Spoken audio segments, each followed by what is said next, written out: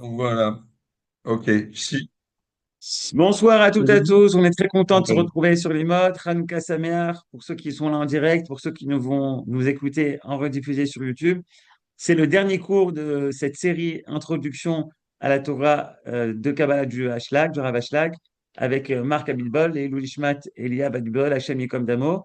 Et on est toujours sur cette idée de Ve'afta l'erecha kamocha, tu aimeras ton prochain comme toi-même.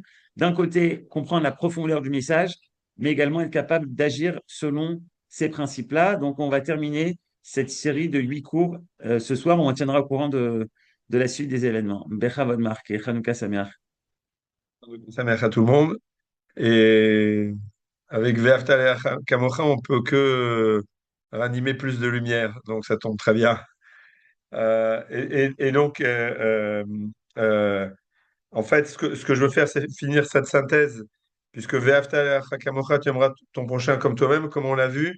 C'était vraiment le principe de base de la Torah du Rav Ashlag, dont on avait parlé du Ratson Lekabel, de cette volonté de recevoir pour recevoir qui est innée. Comment est-ce qu'elle se transforme à travers les mitzvot de la Torah? Et ce que je veux faire là, et le Rav Ashlag avait dans son livre amené 3 niveaux. Donc une petite synthèse pour après aller un petit peu plus profond dans cette synthèse. Et après, pour voir un petit peu aussi comment ça s'intègre au niveau des mitzvot de la Torah en général. Donc, on avait parlé de 3 niveaux.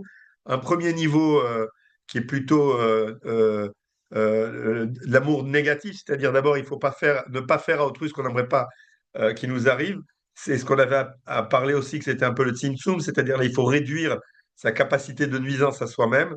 L'étape d'après est l'amour réciproque, ve'afta le'acha comme toi-même, tu aimeras ton prochain comme toi-même. Et là, on arrive à la troisième étape, celle où on avait parlé du, du, du, du fidèle serviteur, de celui qui, par son dévouement, sort de cet esclavage, et c'est celui qui reçoit, en fait, qui devient plus esclave.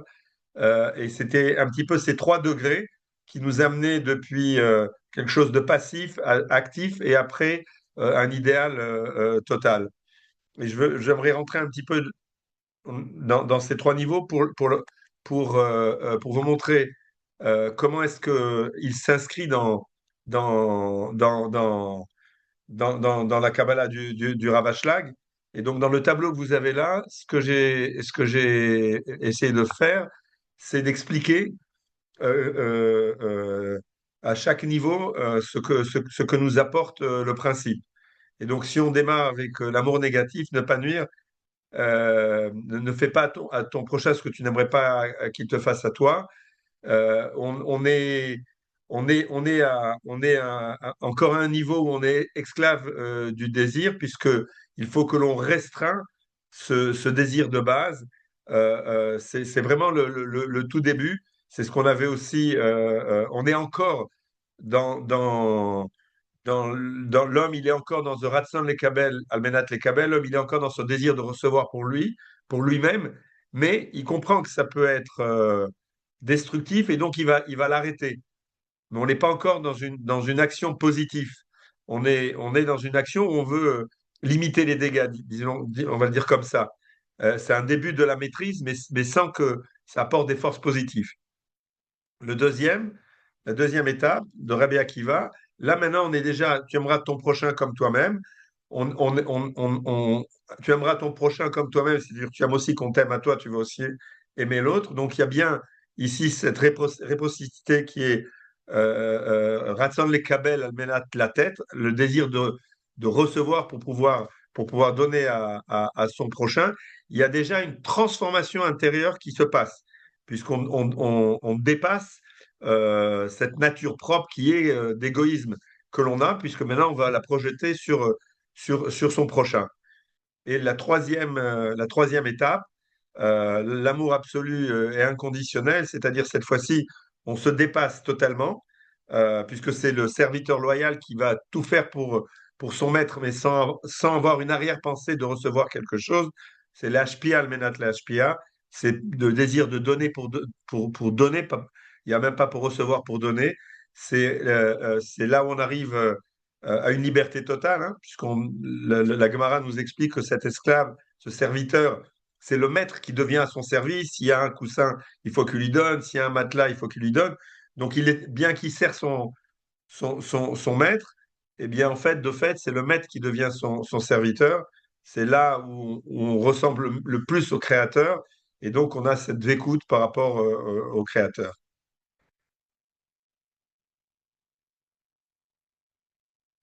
Pour essayer de rentrer un petit peu plus dans ces trois niveaux, pour mieux comprendre, et puis après, pour comprendre leur parallèle avec le reste des mitzvot de la Torah, le reste des commandements de la Torah, je vais essayer d'expliquer un petit peu la logique et la relation qu'il y a avec les différents niveaux.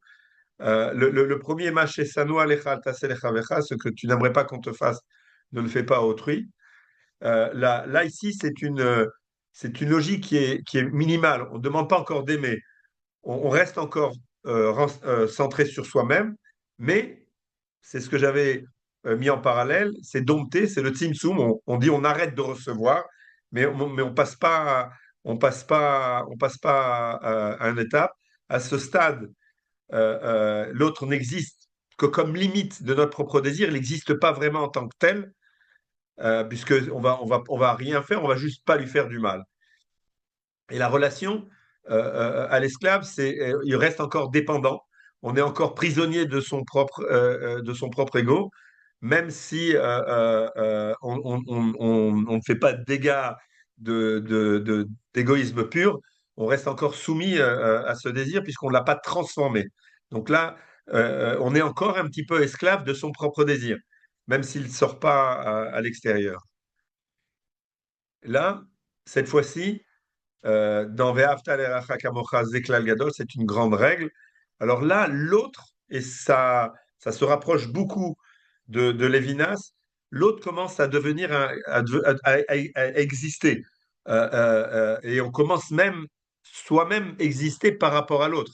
Parce qu'on va, les kabel, almenat, lashpia, on va vouloir recevoir pour pouvoir donner. Donc ça ne peut se faire que s'il existe un autre.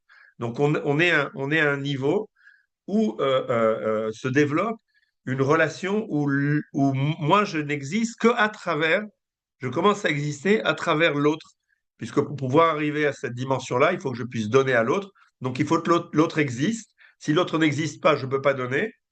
Et si on se rappelle 5 minutes avec quoi on avait demandé quel était l'objectif du créateur, les hétiv, les nivréa, de faire du bien à ses créatures. Et pour ça, il a dû créer une créature qui puisse bien recevoir.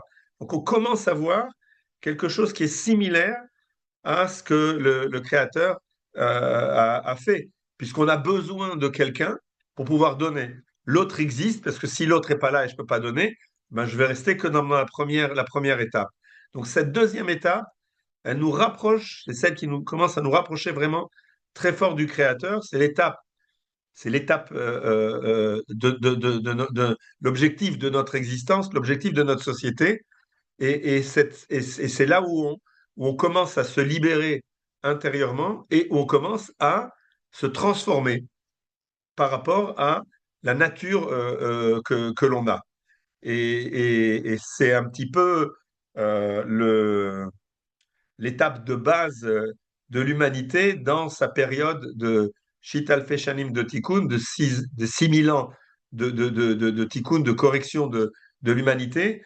Elle passe à travers ce précepte de pouvoir sentir que je ne peux exister que s'il y a quelqu'un qui va recevoir de moi. Et si chacun fait soi, la société va être corrigée et on pourra alors à ce moment-là passer à l'étape d'après. Et s'il y a des questions, n'hésitez pas. Et là, à la fin, on arrive à une étape qui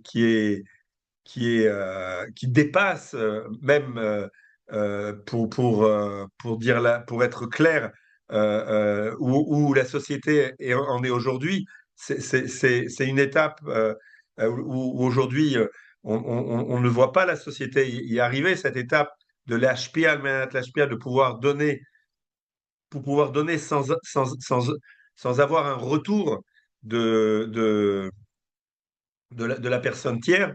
C'est pour ça, vous savez, on dit que Tov lalechet le bet avel, mesher lalechet le bet amishté. Et il vaut mieux aller à la maison des endeuillés que d'aller à un festin. Et on dit que quand on a deux mitzvot, une mitzvah d'aller accompagner un mort ou alors de faire une autre mitzvah, il faut aller là-bas. Pourquoi? Parce que c'est une mitzvah qu'on va faire sans attendre quelque chose en retour, puisque la personne, elle ne sera pas là pour nous dire c'est sympa, tu es venu à mon enterrement. Et donc, on voit bien qu'il existe, même dans les mitzvot, dans des mitzvot comme ça, chez les chachamim, chez les sages, une relation ou une hiérarchie, puisqu'on dit il n'y a pas de petites mitzvahs et de grandes mitzvahs, et pourtant ici, il y a une hiérarchie qui nous est enseignée, et cette hiérarchie, elle est quoi? Ben, tu vas faire quelque chose qui te dépasse parce que tu vas pas avoir une attente de quelque chose. Ça veut dire que nos sages comprennent bien que même lorsqu'on fait de la tzedaka, eh ben, il y a parfois une attente indirecte de recevoir quelque chose. Que même lorsqu'on fait de l'Achnasat Tochim, on reçoit des invités, il y a peut-être, on peut peut-être arriver aussi à recevoir quelque chose en retour. C'est pas négatif, mais c'est pas l'ultime. C'est pour ça que là, nos sages, à travers ça, nous apprennent. C'est pas tous les jours où on se pose cette question-là, mais à travers cette discussion, nos sages nous enseignent. Il y a une étape ultime qui est de pouvoir faire les choses sans en attendre en retour quoi que ce soit. Et c'est et ça c'est c'est l'amour absolu et c'est vraiment cette capacité de s'élever presque au même rang que le Créateur, qui lui donne sans attendre de retour, parce que comme dit le Ralachage, Mimoui Kabel, de qui il a besoin de recevoir quelque chose? Il a besoin de recevoir rien de personne. Et donc, on se libère de l'esclavage de son désir, et le don que l'on a, il est total. Et le Rav Ashlag a l'habitude de prendre l'esclavage en Égypte euh, euh, euh, par rapport à ça. Et donc pour lui, la sortie du peuple juif d'Égypte, c'est faire sortir le pharaon, le paro, de l'intérieur de lui-même, puisque c'est une société extrêmement matérielle. Et donc, la sortie d'Égypte le symbolise cette capacité de sortir de soi cet ego, cet égoïsme qu'on a de recevoir, ce matérialisme qu'on peut voir par rapport à nous-mêmes. Et il utilise souvent cette expression, le Hotsi et Mitzrayim, faire sortir l'Égypte de soi-même. Et, et c'est ceci pour symboliser ce que peut être la sortie de cet esclavage, que l'esclavage en Égypte, c'est un petit peu la comparaison à l'esclavage par rapport à son désir, etc.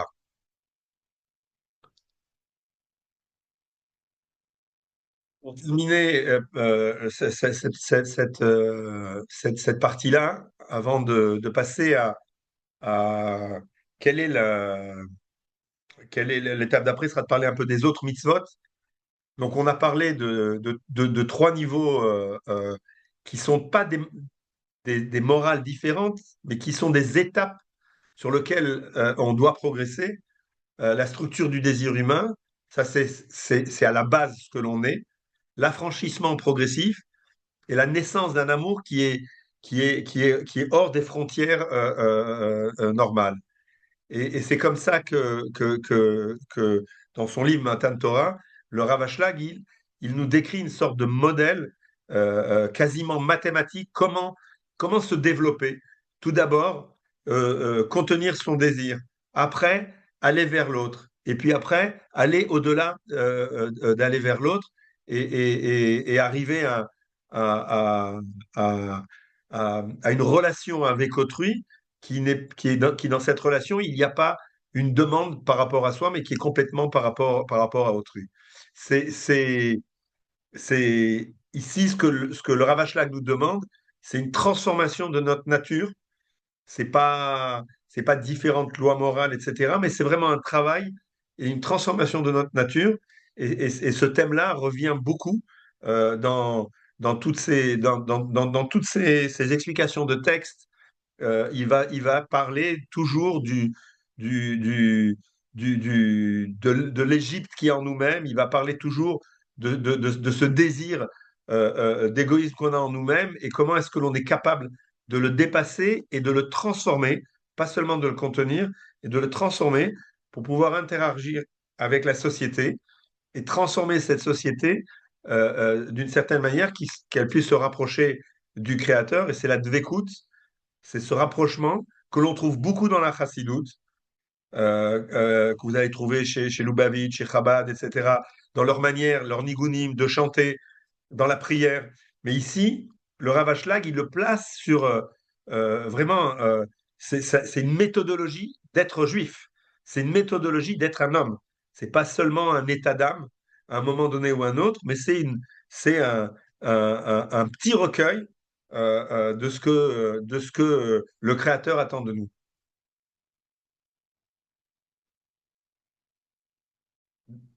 Des questions. Parce que là, maintenant, ce que je veux faire, là, c'est dans les 10-15 minutes à venir, c'est essayer d'expliquer comment ça c'est très simple sur Ve'afta l'erecha kamocha. Tu aimeras ton prochain comme toi-même. Ça a l'air d'être quelque chose de tellement général qu'on a du mal à comprendre comment ça peut se rattacher avec le reste de l'enseignement de la Torah.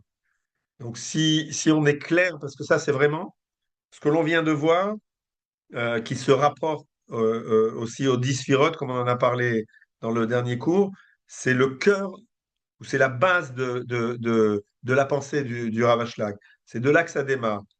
Pourquoi? Puisque on a dit la première étape, c'est de contenir son désir, et c'est l'équivalence de ce que nous enseignent les kabbalistes en parlant de que le Créateur, que Utzimtzem et Atzmo, il s'est réduit, il s'est restreint. C'est exactement cette parallèle-là. Et après, par la suite, il faut avoir la capacité de s'ouvrir, c'est-à-dire la capacité de recevoir la lumière divine sans être ébloui. Et c'est exactement cette évolution que l'on a quand on parle à travers les sphirotes ou, quand on, ou ce que les kabbalistes nous apprennent.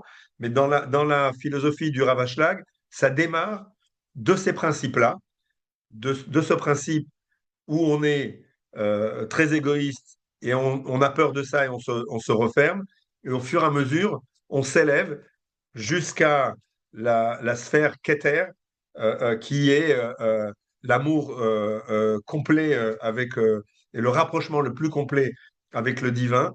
Et toutes ces étapes-là, elles sont par rapport, pour le Rav Ashlag, par rapport à cette demande de se transformer.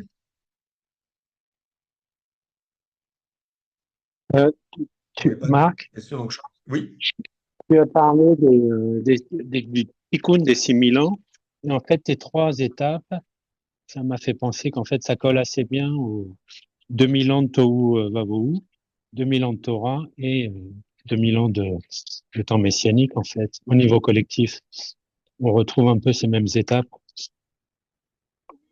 Vous le trouvez un peu partout, mais c'est vrai, 2000 ans de Tohu, c'est l'égoïsme pur Oui. de l'humanité, hein, après, dans tous les sens. Au début, c'est un égoïsme très matériel, hein, Sodome et Gomorre, et après, c'est un égoïsme spirituel. On veut garder pour soi la maîtrise et le contrôle. Et donc, pour Mhm. ça, il faut un travail. Ce travail, il se fait avec la Torah. Et c'est ce qu'on va voir là maintenant. L'enseignement de la Torah est là pour nous aider à nous transformer, et cette transformation se fait petit à petit. Elle départ par Abraham, Yitzhak et Yaakov. Il y a une partie en Égypte qui est là où on doit contenir notre désir, puisqu'on va être confronté à exactement le contraire de ce qu'il faut faire. On sort, on reçoit la Torah. Pour pouvoir s'accomplir, il faut une société. Ça ne se fait pas dans le désert. Dans le désert, c'est, c'est, c'est, c'est la malchoute, hein, c'est la sphère d'en bas, tout est fermé, on est dans un monde qui est pas connecté. Et pour pouvoir se connecter, puisque c'est très à la mode aujourd'hui en tout cas, eh ben, il faut se créer il faut un pays, il faut une nation. Et donc on rentre en Israël. Et on rentre en Israël, on va créer une nation qui va être capable de construire et de se transformer de cette manière-là, à travers les commandements et les principes. Et c'est comme ça que ce dernier tiers doit arriver. Et Bezrat Hashem, le travail que l'on fait en Israël, il doit pouvoir amener euh, l'humanité à se rapprocher plus de ces notions-là. Malheureusement, ce qu'on a vécu ces derniers jours en Australie, c'est pas encore gagné de partout. Euh, J'ai et donc, ça nous permet une petite pensée quand même pour Achim, chez nos frères en Australie.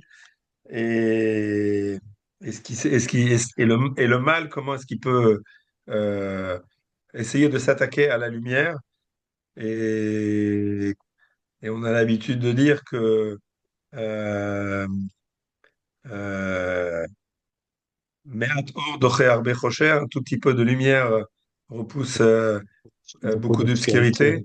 Et je pense que c'est de bon augure pour une pensée avec la communauté juive de Sydney. j'ai essayé de discuter avec quelqu'un et il me disait toujours les HPIA. Et toi, tu dis les Kabel. Et alors, C'est la est-ce que deuxième c'est... partie. Ah, d'accord. Alors, Ouais, parce que il y a ça m'a ouais. complètement embrouillé les idées et je Alors, savais pas de c'est quoi pas il parlait. compliqué. Ouais. C'est Ratson les Kabel Almenat les Hashpia. C'est-à-dire, il y a le désir de recevoir, ça c'est comme ça qu'on est créé, puisque Boré Olam, il avait besoin, les Tiv le Nivrav, de faire du bien, et donc il avait besoin de quelqu'un qui ait envie de recevoir. Parce que si vous n'avez pas envie de recevoir, celui qui veut donner, il n'est pas là. Et c'est ce qu'on parle dans Ve'aftal et Afakamocha. Donc la première partie, c'est on est comme ça, on est un Ratson les Kabel. On a un désir de recevoir.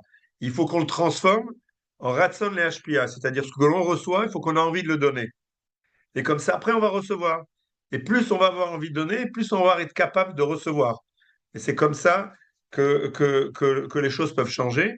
On a fait l'analogie avec l'ustensile, au début, qui peut être petit, et si on lui met trop de choses, à la fin, t'en vas à la cruche, comment on dit ça en français? Peu importe. Si une cruche, on leur met plus que ce qu'elle peut contenir, elle va se casser.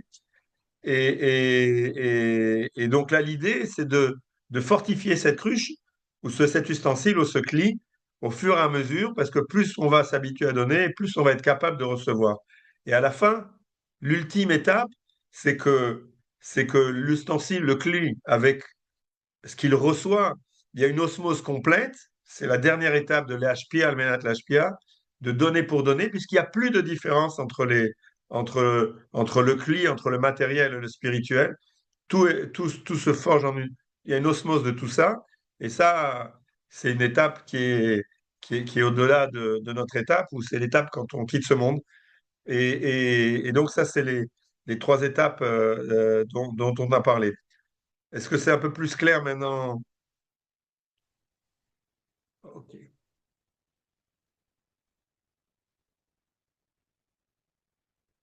Donc, je voulais juste en profiter pour dire, c'est pas juste de la morale chrétienne, ce Ve'afta le'acha kamocha etc. Mais je voudrais aussi vous montrer à travers les mitzvot comment quel est le rôle de, de, de ces mitzvot.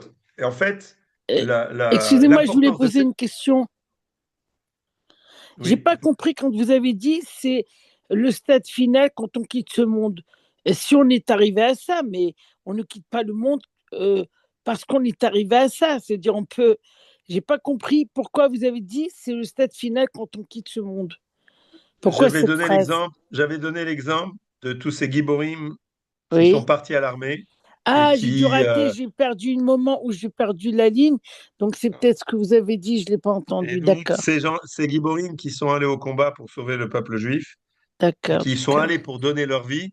Ah, Ils sont allés, complètement. ils savaient qu'ils allaient rien recevoir autre que de protéger le peuple juif. Ah, tout à fait, Et un très là, très bon exemple. Ouais, ouais, ouais. euh, J'ai très bien compris, merci. ouais. Et donc là maintenant, ce qu'on a vu, qu'est-ce qu'on a appris? Il y a le tikkun, c'est la réparation du désir, ok? Pour créer une meilleure société, pour ressembler au Créateur, etc. Ça, c'est l'essence de la Kabbalah du Rav Ashlag. Mais ce désir fondamental qui est inné à nous, il est la base de toutes nos relations avec verticales et horizontales dans le monde qu'on est aujourd'hui. Donc les mitzvot, c'est pas juste des règles pour nous embêter ou quoi que ce soit. Il faut couper la vache comme si. Qu'est-ce qui n'a rien à foutre, Ribono Shel Olam, qu'on va couper la vache à son cou avec un couteau comme ci et comme ça. Les règles ne sont pas là pour les règles, mais ces règles, elles doivent constituer un système qui nous permet de travailler sur les différentes dimensions de notre désir. C'est comme ça qu'il faut voir ces règles. Elles sont là pour nous aider à nous transformer. Et si elles ne sont pas là pour nous aider à nous transformer, c'est une incompréhension de ça. Donc, il faut comprendre les mitzvot comme, comme un système qui nous aide à nous transformer du départ du bébé qu'est l'humanité ou l'homme jusqu'à sa maturité. Il y a une transformation qui doit se faire et les mitzvot sont là pour nous aider à faire cette transformation. Et donc, il y a des mitzvot qui sont relationnelles entre les hommes, où on voit très bien comment est-ce qu'elles influencent notre désir, puisqu'il faut que on ait une interaction avec autrui. Et donc, elle vient corriger notre relation qui est égoïste sur une relation où on comprend que l'autre, on ne peut exister qu'à travers l'autre personne, comme dit Lévinas. Ça, c'est une partie des commandements. Et il y a une partie des commandements qui sont par rapport au Créateur, par rapport au Boré Olam. Mais à la fin, elles vont travailler plus sur des choses qui sont cachées entre nous que les choses qui sont extérieures, comme la relation entre les hommes, mais elles vont avoir un impact sur nous-mêmes parce qu'elles vont aller travailler sur ce qui est plus intérieur. Et je vous donne un exemple. euh, Quand on va parler de la prière, je vous donne un exemple très, très, pour moi, qui est très, très fort et qui est en rapport avec Eliab, de ce rapport-là entre ces deux choses. Donc, il y a d'un côté des commandements qui sont là et qui vont corriger nos désirs qui sont visibles, extérieurs. Qu'est-ce que j'engrange comme richesse et que je donne rien, ou comment je reçois les autres, quelle est ma relation aux autres, comment je suis dans la société, etc. Et d'autres qui sont plus intérieurs à notre âme, à ce que l'on est, qui, elle aussi, il faut qu'elle se développe. Et ces deux forces-là, elles ne s'opposent pas, mais elles se complètent. Et c'est ensemble que l'on arrive au tikkun complet. Alors, il y a des choses simples, ok? La mitzvah de Kibbout Avim, de ses parents, elle est là pourquoi cette mitzvah, ce commandement de respecter ses parents? Eh ben, en fait, on pourrait penser que quand on a grandi, que ben, il n'y a que nous qui existons. On oublie de qui on dépend. Il y a une sorte d'illusion qu'on est Kochi Votsem Yadi Asa et Haïlazé, que c'est ma force à moi qui fait ce que je suis là. Non, c'est pas ta force à toi. Tu viens de quelque chose, de tes parents, qui t'ont amené là où tu es. Il faut que tu aies une reconnaissance par rapport à ton origine, une gratitude de ce que tu as fait. Et c'est corriger un petit peu même le fantasme de la, des générations de la société aujourd'hui, d'autosuffisance, d'autocréation, etc., où l'individualisme est très, très, très fort. Donc ici, on va casser l'individualisme, pas seulement par rapport à Vaftalea Hakamocha, mais par rapport à un symbole du couple qui m'a mis au monde et qui m'a amené là où je suis. Et évidemment, c'est de l'autre côté aimer le Créateur. C'est exactement le pendant de ce commandement. Sauf que ça, personne ne peut le voir. Le respect que j'ai avec mes parents et ce que je fais pour mes parents, c'est visible de l'extérieur. Ça, c'est pas visible par rapport à comment est-ce que je me positionne par rapport au Créateur. Quelle relation je crée entre moi et le Créateur. Et ça, c'est vraiment très, très personnel. Et cet orgueil spirituel que je vais corriger à travers un travail vis-à-vis du Créateur, c'est quelque chose qu'on ne va pas voir a priori à l'extérieur, mais on va le voir à la fin du travail. Parce que la personne qui est capable vers quelque chose qui n'est pas tangible comme le Créateur, d'avoir une certaine humilité par rapport à d'où on vient, d'où l'humanité a été créée, etc., comment le monde est dirigé, quand on acquiert cette humilité, automatiquement, on change. Et donc là, on a deux facettes.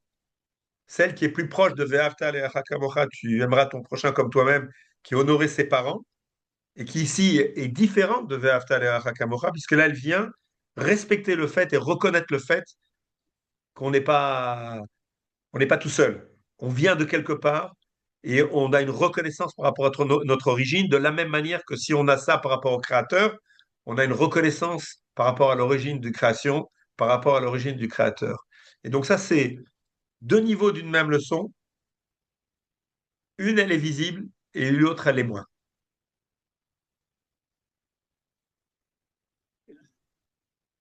On a de deux choses aussi, une qui est visible et une qui l'est moins. La tzedaka, la charité, c'est aujourd'hui la société, par exemple, la société israélienne, c'est une société où il y a beaucoup d'engagement sur la tzedaka. Le peuple juif en général, pas seulement en Israël, c'est quelque chose de très très important de pouvoir aider son prochain dans le matériel, etc. Euh, j'ai j'ai- j'ai- J'ai beaucoup de collègues dans mon travail à travers le monde qui sont catholiques, très, très, très pratiquants, et qui, chaque fois qu'ils viennent en Israël ou chaque fois qu'ils me parlent des communautés juives qui sont résidentes, eux, ils disent, on n'a pas dans notre monde occidental chrétien cette volonté d'aller aider les autres, etc. C'est vraiment quelque chose qui est très, très proche du peuple juif. Et ça, c'est quelque chose qui est quand même un signe extérieur, puisque je vais renoncer à quelque chose que j'ai de tangible pour quelqu'un d'autre. Je vais peut-être même mettre une plaque, ok, sur un hôpital sur lequel j'ai contribué à donner, ou quelque chose que j'ai fait au Beth Knesset. Donc il y a quand même quelque chose, même si je me sépare de quelque chose, c'est-à-dire qu'il y a quand même un Ratson Lekabel Almenat Lashpia, un désir que j'ai reçu, je me suis approprié ce bien matériel, j'ai travaillé pour, parce que j'en avais envie, et je vais m'en séparer. Donc il y a vraiment un travail sur moi-même.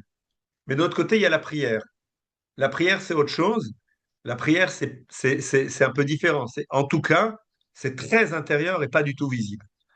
Et je voudrais vous raconter une anecdote avec Eliab, puisque l'été, avant qu'il parte au combat au Liban, on est partis tous ensemble, toute la famille en vacances. Et on a l'habitude, quand on est à table le soir, de discuter de différents thèmes, sujets. Et à un moment donné, on a discuté de la tfila, de la prière. Qu'est-ce que fait, euh, qu'est-ce que fait la prière? Et moi qui suis plutôt dans la pensée du Rav Ashlag, j'ai dit, pour moi, la prière, elle change les décisions du Créateur. Elle a la capacité d'aller changer les décisions du Créateur. Et Eliav, il m'a dit, moi, papa, j'arrive pas à comprendre ce que tu dis. Pour moi, la prière, elle d'abord, elle me change à moi. Elle me fait être un homme différent. Et c'est à travers ça que pour moi que j'appréhende la prière. Et, et par la suite, j'ai un de nos enfants qui m'a envoyé lire un texte. Il y a un texte du Rav Kook qui s'appelle Atfila mystique de Atfila rationalite, la prière mystique et la prière rationnelle, où j'ai pu tirer quelques idées et je l'ai appelé juste avant qu'il rentre au Liban. Et je lui ai dit, écoute, Eliab, j'ai une idée à te proposer. On peut peut-être fusionner les deux choses, c'est-à-dire ta pensée où tu dis, ta prière, elle te change et elle t'amène à être quelqu'un qui est en synchronisation avec la pensée, avec les idées, les décisions du Créateur. Et c'est un petit peu et là il m'a dit Liam, papa franchement là Annie Chalem, je me sens bien avec cette idée-là. Et c'est un petit peu cette idée qu'on a ici de dire que il y a une transformation qu'on doit faire pour être différent. Et quand il y a cette transformation nous amène à une étape où il y a une dvécoute, où on est rapproché, où on a une osmose avec le Créateur, et donc on influence, on fait partie de sa cour pour pouvoir influencer ce qu'il fait, mais ça démarre d'abord par la capacité de, de, de cette prière intérieure, etc. Donc on a deux mitzvot, de nouveau, qui est un peu comme Ve'ahavta l'Erecha Kamocha, de nouveau, qui est avec son prochain, qui est extérieur, qui est visible, et une autre qui n'est pas visible, mais qui va arriver aussi à la même chose, à nous changer et à faire qu'on accepte qu'il y a quelqu'un au-dessus de nous, que l'on accepte que tout, on ne contrôle pas tout, etc., etc. Je vais terminer par une dernière mitzvah qui est encore plus loin, ok? Pour comprendre un petit peu le symbole qu'il peut y avoir dans toutes les mitzvot. Et le Rav Ashlag, à travers les différents livres qu'il a écrits, il a laissé des commentaires sur beaucoup, beaucoup de mitzvot. Je ne sais pas s'il a balayé effectivement toutes les mitzvot, mais pour nous expliquer comment ces mitzvot, elles doivent nous changer. Et donc, j'en prends une qui est très technique. On fait tous les jours. Et je vais essayer d'expliquer comment est-ce elles ont aussi une capacité Tu veux dire quelque à... chose? Pardon, allez-y. Je voulais dire que Israël, tu disais que tes amis chrétiens, ils ont dit qu'il n'y a pas l'équivalence dans le monde occidental. Israël a le record du don du rein. Il y en a, Exact. il y a plus en Israël que partout ailleurs. Et ça devait être écrit dans le livre des records de Guinness. Ouais, Et, j'ai entendu cette et ils histoire. ont refusé pour boycotter Israël en disant que c'était un sujet sensible. Eliab, il y a 2 ou 3 ans, il avait donné un rein et il pouvait avoir exempté d'être à l'armée. Et finalement, il est quand même allé à l'armée. Et ça rapproche ce que vous dites que ces mêmes personnes qui sont capables d'aller jusque donner quelque chose de lui-même, là, c'est franchement, eh ben, ce sont ces mêmes personnes qui sont capables d'aller nous défendre. Et donc, pour revenir au tefilin, eh bien, on a les tefilin roches, les tefilin chalia, les tefilin qu'on met sur la tête et celles du bras. Et en fait, elles sont géographiquement positionnées pour nous apprendre quelque chose. Celle de la tête, on peut aussi avoir un orgueil qui n'est pas seulement matériel, mais aussi un égoïsme qui peut être seulement matériel, mais qui peut être aussi intellectuel. Et donc, en plaçant quelque chose sur la tête, on se dit, et surtout avec ce qui est écrit dedans et ce que l'on dit avec, il y a une sorte de soumission par rapport à ça, en se disant, dans ces parachutes, il y a bien écrit qui est au-dessus de nous. Et donc, on place sur la tête un symbole qui vient nous dire, attention, il y a quelqu'un, même intellectuellement, au-dessus de moi. Et là, je peux prendre, relativiser qui je suis et commencer à avoir une approche différente par rapport à mon intellect et par rapport à ce que j'en fais avec. Et donc voilà un symbole qui vient attaquer ou enrober ou nous apprendre, quand on lit les textes qui sont autour des tefilines, qui c'est qui est vraiment à la tête. Comment est-ce que, parce qu'on place le nom d'Akadash Baruch Hu sur cette filine, on accepte qu'il y ait peut-être une vérité qui n'est pas que la mienne. Et après, par la suite, ça va me permettre que quand je discute avec mon prochain, de dire attention, si j'ai pas la vraie vérité, même par rapport au Boré Olam, au Créateur, peut-être même à mon prochain, je suis pas sûr d'avoir toute la vérité. Donc il y a cette dimension verticale avec le Créateur, de dire attention, il y a sûrement une sagesse qui me dépasse, elle peut m'amener après à me transformer ou dans mon dialogue avec autrui, se dire attention, il y a peut-être ici, même horizontalement, une sagesse qui me dépasse.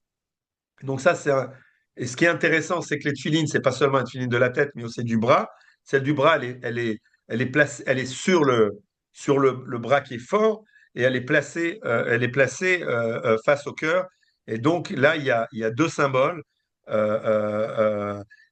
qui sont liés de se dire, ma force, il faut que je prenne mon cœur pour la transformer.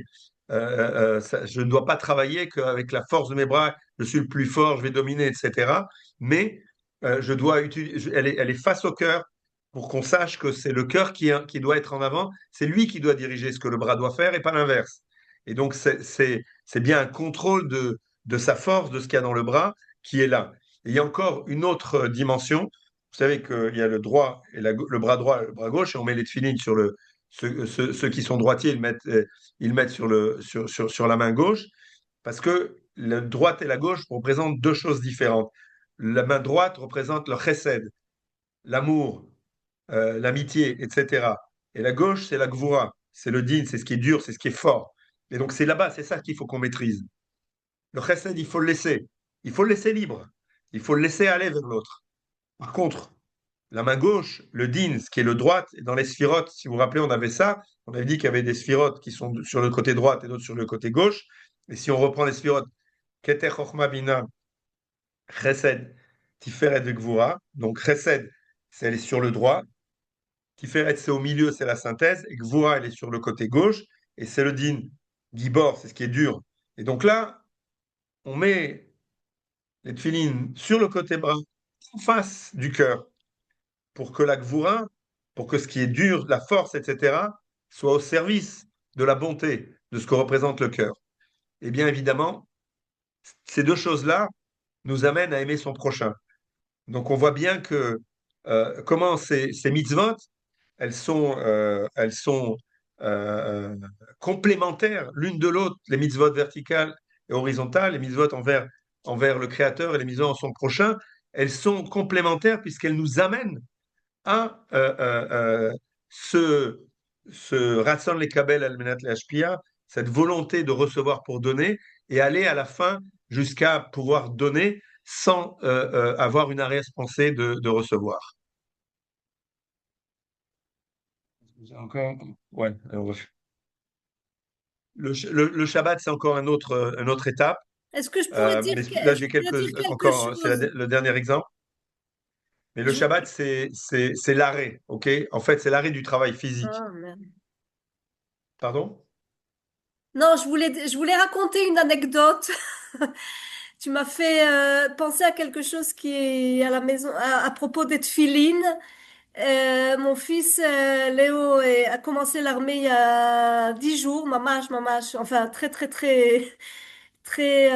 nouveau. Et samedi soir, donc il prépare son sac et il cherche les tefilines. Maintenant, on n'est pas, enfin, dans la famille où il est, on n'est pas vraiment religieux. Enfin, on garde la tradition de nos parents, de nos oncles, enfin, d'une famille plus élargie, mais on pratique pas, on va dire comme ça. Et donc, je l'ai vu un peu stressé. Merde, où sont mes tefilines? Il savait pas où il les avait mis. Et je lui dis, ah bon, tu as pris tes tefilines avec, et Il m'a dit, oui, peut-être je les ai oubliés là-bas. Enfin, je le sentais un peu angoissé. Et donc, du coup, je lui ai dit, bah écoute, prends ceux de papa parce qu'ils sont dans l'armoire. Et donc, il a pris celui de mon mari, enfin son père. Et mais en t'écoutant, Marc, tout d'un coup, je me suis dit, enfin, c'est pas conscient, hein, je sais pas, mais je sais qu'il est parti. Bon, c'est quand même la génération aujourd'hui qui va à l'armée, c'est quand même pas évident. C'est pas comme il y a 5 ans, il y a 10 ans, il y a 2 ans, il y a 3 ans. Enfin, on part quand même un peu avec une complexité. Et tout d'un coup, je sais pas, ça m'a fait un petit chaud au cœur en me disant, parce que j'ai quand même discuté avec lui, mais en me disant peut-être que inconsciemment il y a quelque chose quand il prend les tefilines avec lui, qui dit il y a quelque chose plus haut que moi qui est plus haut que moi. Enfin, même si moi je suis un peu dans mes embrouilles de pensée et tout ça, il y a quand même quelque chose de l'Ema là qui loue. Il Merci, n'est pas embrouillé, il est bien. Il n'est pas c'est embrouillé, surtout Léo. pour moi. Je sais pas si c'est lui, il est conscient de ça, mais Lui, il n'est moi pas tout à embrouillé, coup, t'inquiète. hein? Quoi? Il n'est pas embrouillé, il n'est pas embrouillé, t'inquiète pas. Un petit peu quand même. Juste pour, parce que là, il faut que je me donne encore 5 minutes, il faut que je bouge. Euh, donc le Shabbat, c'est l'arrêt total, c'est l'ultime commandement qui nous apprend le contrôle d'un monde où il y a le travail, il y a la création, il y a la productivité, etc. Et c'est vraiment l'inverse de l'HPA, le Menat l'HPA, de vouloir influencer par rapport aux autres. Et donc là, il faut se créer un repos et s'arrêter de la créativité que l'on a pendant ces 6 jours. Et cet arrêt-là nous donne beaucoup de modestie parce qu'on est tous logés à la même enseigne. Il n'y en a pas un qui a une plus grande voiture que l'autre parce que ça ne sert à rien. Et, et, et, et donc là, dans cet arrêt-là, on est beaucoup plus proche du Créateur parce que le Créateur, il est aussi à Menoucha, à l'arrêt. Il n'a pas besoin qu'on bouge parce qu'on a besoin de transformer, de progresser. Quand on n'a plus besoin de progresser, ça s'arrête. Et donc là, on aspire à une maîtrise de soi-même beaucoup plus importante. et c'est ce que nous apprend le Shabbat. Ça va se passer. Ouais. Donc, ce que je voulais. Oups, pardon.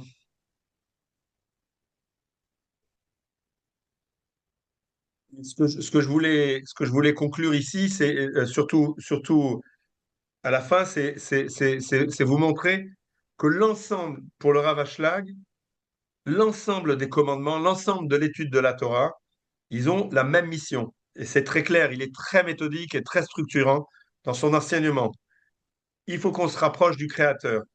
On est né avec un désir de recevoir pour recevoir, avec un égoïsme. Et on a besoin, et ça c'est pour qu'on puisse recevoir, parce que si on ne veut pas recevoir, on ne s'approchera jamais du Créateur. Donc on va recevoir. Et cette transformation, elle va se faire sur deux axes. Un axe interne entre nous et le Créateur, et un axe externe avec notre prochain et la société. Et il faut démarrer, le Rav Ashlag nous enseigne, avec l'axe à l'intérieur, dans la société, envers autrui. C'est le premier axe qu'il faut qu'on ouvre, parce que c'est l'axe qui est le plus matériel, qui est le plus extériorisable que le reste. Et une fois qu'on a cet axe-là, le reste, l'ensemble des commandements, ils vont nous amener au fur et à mesure à converger, changer notre nature progressivement pour arriver à une union finale avec le Créateur. Chaque mitzvah qu'on va faire, c'est encore une étape, encore un petit changement. C'est pas juste une règle comme ça, c'est pas juste de l'hygiène, etc. Mais c'est quelque chose qui va avoir un impact sur nous, sur notre âme, sur le chemin spirituel qu'on va faire et qui est loin d'être un fardeau. C'est quelque chose qui nous permet de nous transformer et d'arriver vers ce tikkun, cette plénitude qui nous permet d'accomplir le rôle pour lequel on est ici sur Terre. Mhm. Voilà. Je peux dire quelque chose? Merci. Tu as une minute, Marc? Oui. Hello? Ah. Marc? Oui, D'abri, vas-y, vas-y. Ah, ok. Et dans les tfilines, j'ai pensé à quelque chose. Ukshartem otam leot al yadechem. Kshartem, c'est kshira, c'est le lien entre la lettre et le corps. Et ça m'a fait penser à ce que tu as dit sur Eliav, que quand il t'a dit que quand il priait, ça le changeait. C'est-à-dire que chez la lettre, lire, lire la prière, la lecture, c'est cette marque de la lettre que ça nous fait. Et c'est savoir recevoir de cette lecture-là. Quand tu reçois vraiment quelque chose, ça te marque. Et donc c'est voilà. Et Très bien. Eliab, c'est ce qu'il savait. Il savait, il y avait quelque chose qui marquait dans sa lecture de l'autre, dans la parole avec l'autre. C'était toute une lecture, toute une prière. C'est bien. Yeshar Koach, Voilà. pour Merci la beaucoup, kavod. Marc. Merci beaucoup à tous. Tov, merci. Une série qui nous laisse beaucoup d'enseignements, réfléchir et à agir aussi. Hanouka Sameach à tout le monde. Merci d'avoir visionné cette vidéo. Je vous invite à vous abonner à notre chaîne InMode pour plus de replays, de conférences, de cours, d'interviews. Cliquez sur le bouton juste ici et vous êtes abonné à l'InMode. À très bientôt.